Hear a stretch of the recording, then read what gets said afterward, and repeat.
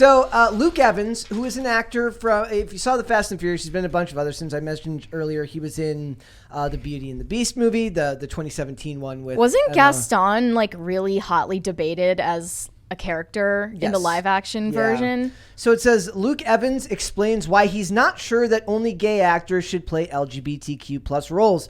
And what it really comes down to here, I'm gonna kind of generally summarize it, is he kind of goes back to the general idea that it should be a meritocratic process that brings you to your success in Hollywood, which feels like that should be like the norm or the baseline belief in the world. But as we know, Hollywood doesn't really believe in that anymore. So it says, over the years, numerous straight actors have famously played LGBTQ roles and vice versa. As of late, especially as more queer actors have portrayed notable movie and TV characters, there's a continued conversation within the industry regarding whether only gay actors should play openly gay roles. The latest star to share their thoughts on this is Luke Evans, an openly gay actor who has starred in the live-action Beauty and the Beast and the Fast and the Furious movies, among many other films and shows. And he also explains that, quote, he's not sure whether those rules should be exclusive to members of the community. Here's the quote. He says, I'm not sure about that. Gay people have definitely missed out on gay roles for sure. Russell spoke very powerfully, passionately about this point. I get it. And I totally think that things do need to change. But from my perspective, firstly, I wouldn't have had a career if gay people played gay roles and straight people played straight roles. I'd have played 2 roles out of 36 projects I've worked on, or whatever that number is. The thing is, though, the reason that was back then is because it was a lot less socially acceptable to be gay, so there weren't as many openly gay actors to play those roles in movies back when, even when they were portraying in movies. And also, the unspoken thing that's not talked about here is what they really mean by this. The people that, not him, what the people that he's kind of contradicting is that they don't think that gay actors should only play gay roles. He thinks that they think that gay actors should be able to play both gay roles and straight roles, but should be the only ones that get to play the gay roles. And that is not a fair, equitable, or maybe they would see it as equity, as an equitable exchange of jobs. Well, I think what Russell T. Davies was trying to point out, I didn't read the whole comment that he made about it, but he was trying to say that straight actors were told to go over the top when playing gay characters and play into stereotypes about them. And that's obviously insulting, but also impossible to prove that happens all or most of the time. And we saw in Bros had plenty of that and was portrayed by gay actors. So it's not like so it's okay when you do it, but not when straight people do it, and it's also part of their job description. And then another thing that Luke Evans added to this was saying the right person gets the job, talent and ability and a bit of luck and timing. That should be the reason why you get a job. It shouldn't have to do with anything else. It just seems kind of obtuse to say this, though. I think it seems naive. Like, the reality is you work in Hollywood, and Hollywood's nepotism web is so intense. I feel like every other day I watch something like an old, not every other day, but like whenever I watch an old TV show, I'm like, oh, that last name is familiar to me. Oh, it turns out their kid was in something I grew up with. Yeah, like, this exactly. Web is we don't realize how intricate it is because producers have children who become actors, who then move on to produce, who then have kids who are screenwriters, who then that gets picked up by whatever.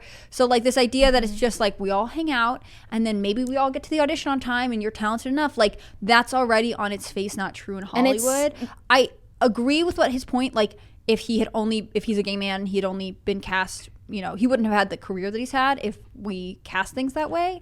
But I also think he's failing to recognize that like that is not how Hollywood works on its face. It's not just nepotism that influences casting decisions as well, but like identity is a huge reason that you get an advantage these days in Hollywood. Yeah. And I don't know if the comments Luke Evans has made so far have acknowledged that he's a recipient of that advantage. Yeah. Like he wouldn't have gotten a lot of roles if it weren't for his sexual orientation. He's also one of those people that he's kind of an oddity in Hollywood now, and that it wasn't always, he didn't want to talk about it the way that a lot of actors in Hollywood want to talk about sexuality and stuff. From his, it says, Evans is from his Wikipedia page. They just talk about his personal life. They say Evans is gay, and in a 2002 interview with Gay Times, he stated that people would approach him in gay pubs to tell him that they could not believe that he was gay. In subsequent interview in The Advocate, he said that although the time his role taboo was that of a straight man, everybody knew me as a gay man, and in my life in London, I never tried to hide it. By his late 30s, Evans was less willing to discuss his sexuality in the press, asserting that his personal life was private, and he deliberately shields his family from the press. When asked about the opinion that Hollywood might have on his sexuality, he argued that his private life is not connected to Hollywood, and that talent, success, what you do in your personal life, I don't see how one would have an effect on the other. Although known as openly gay since the Gay Times interview, he's rarely labeled so. So I feel like he might have seen that early interview maybe as like a mistake. It's kind of like when, was it David Bowie? No, I'm sorry. Who was it from Queen? I don't know. Freddie Mercury. Yeah. I think he said like when he came out, it became as bisexual or whatever. It became like all he was in the media, and he regretted that decision because it took away from the art. Well, it was less common back then to be openly gay as an entertainer, but it still was way more common than in the general population. I also think like there are people in Hollywood today whose identity is, this is going to sound really mean, but like the only thing that could get them a job. Exactly. They're not as talented. Whereas I think comics is full of that. To me, this kind of comment, like I have whatever characteristic about me and I choose to keep that private, it reminds me of what Daniel Day-Lewis, doesn't he very famously like not hang out in Hollywood except for when he's acting? Well, he's retired now. His comment specifically about being gay reminds me of, I don't remember his name, but he was in that show Prison Break, I think. Wentworth Miller. And he like got outed, I think, by the media and confirmed it, but like was very private about, who he was interested in or whatever. I think there is a world where you have actors who want to be there because they're actors, and in fact, their identity is in some ways kept separate because they are constantly playing characters, right?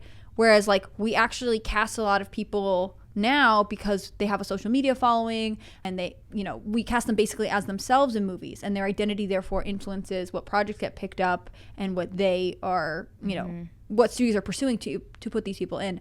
I think of what's his name? Pete Davidson. I've never really seen any of his movies. I know he had the like kind of biopic King of Staten Island. King of Staten Island. And I don't know if he's done it in everything else, but like I don't think he could go into a movie and play anyone but Pete Davidson, right? Like that's what he's hired for. Exactly. He's not an example of an actor that's hired for but like increasingly that's what we're moving towards because we are in this weird relationship where we have so much exposure to them. It's like instead of cult of personality, it's cult of identity. They also say that what's funny about this is the writer of this article, Sarah El Mahmoud, she's very like I've been reading Cinema Blend and stuff and all these sites for a long time. She like I almost feel like this paragraph is a weird like not a turning of the tide, but she's very clearly going with like the neutral perspective here when I guarantee you 2 years ago this would not have been her opinion. It says, this is clearly a complex issue. On one hand, more queer actors should be given a chance to represent their community with authenticity. But on the other hand, no matter one's sexual identity and orientation, good actors should be getting good roles that match their talents. So which is it? Like, the good actors get it despite of their identity, which proves that you don't need to be a member of that community to accurately depict it on screen, which is what we know is actually true. That a talented actor who does his research, prepares for a role, and is good at his job can represent a community effectively because a community is not one thing. Right. Why does Emma Darcy, who identifies as non-binary and uses they them pronouns, get to play a role that represents like women in House of the Dragon? You're kind of forcing yourself into a corner where you have to acknowledge that she, in every meaningful way, is interacted with and understood as a woman in society, and that's why she's good at playing the roles of women. And it runs headlong into the business aspect of it. We talked about Scarlett Johansson, and she did Ghost in the Shell, and then she was supposed to play the character in Rub and Tug, that was actually the name of the movie, where she was going to play a trans woman. A woman who identifies as a man in that movie. So she actually voluntarily pulled out of Because she got that bullied. role because of the pushback. There was similar pushback for her role in Ghost in the Shell because it was based on a Japanese manga. Yeah. And it's weird because, I didn't see The character's not. I didn't see any blowback for Joey King, who was just in Bullet Train. Yeah. That is based on a Japanese novel, a graphic novel. I don't see why the double standard was placed on Scarlett Johansson there. But she voluntarily dropped that role because of the internet telling her that it was wrong, which was a mistake. And then eventually, in an interview, that one almost set a precedent. I feel like that one actually almost set a precedent. The reason I say that is because she was the clearest example of when they cast these roles, right? You can say all you want that you need somebody who looks like this to play this role, but that movie was canceled. Because it needs somebody of her star caliber to get that movie off the ground. Which is probably why they offered her in the first place. Didn't Eddie Redmayne get offered a role as a trans person? He did one. He did one, right? Okay. Yeah, okay. And there was backlash because he is not. I actually find, like... He regretted that too later. He's like, I shouldn't have done that. Right. Yeah. Probably because he's supposed to regret it. Yeah. I find myself thinking a lot about conversations about kind of... like essentially disabled actors. Like the girl, she was a teenager at the time, who was in John Krasinski's movie about the alien. You have to Quiet Place. Quiet Place. Thank you. There was like a whole conversation about like choosing to cast like a deaf actress, and she really did like.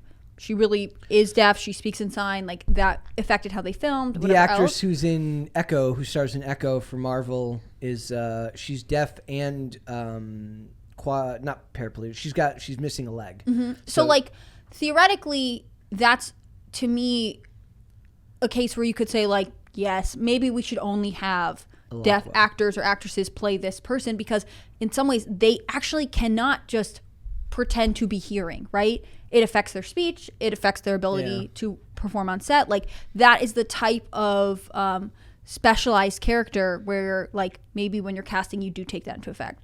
Whereas like theoretically, from what I know about how LGBTQ advocates talk about this issue, is like anybody at any time could be on this spectrum of sexuality. So theoretically straight actors are just as qualified because we are not supposed to say who is or isn't gay. You know what I mean? There's an epidemic of people in comics right now who are suddenly bisexual because you can't prove otherwise. You technically can't prove otherwise, and it's fashionable. Also, like they're not really who you are. Like when you're playing a character, it's not supposed to be you, right? Like it is supposed to be someone else. Their argument is that the only way you can represent the nuanced details of being a member of that community is if you've actually lived that experience, which is antithetical to what acting actually is. It's more so the idea that a straight or cis person playing a role of a gay or trans character is actively stealing a job from a trans or gay actor or actress that would have had it otherwise, and that is just not true. And I think Scarlett Johansson got that role because the entire movie depended on her star power selling it. I think between the argument I just made and the argument you just made, those are the ones they go back and forth between to tell you why you can't do this way and that way. And I just find whether you think it's possible, and I do agree that in Hollywood there is such a subjective nature to the actual profession of acting that yes, meritocracy is not necessarily the same thing, but there's something sort of invigorating to me about him saying, look, it's about who's best for the job. Now, are the qualifications for what makes someone best for the job obviously very different in Hollywood than they would be in an industry like tech or engineering? Yeah, very much so. But I like the fact that he's taking a little bit of the onus on the fact that you need to look or be of a certain sexuality to get a role, because we're not seeing a lot of that these days. We're seeing people doubling down on those things. So to see somebody pushing back a little bit is a little bit refreshing to me. Thanks for watching this clip, guys. If you want to see full episodes or follow us on social media, links are in the description below. Bye.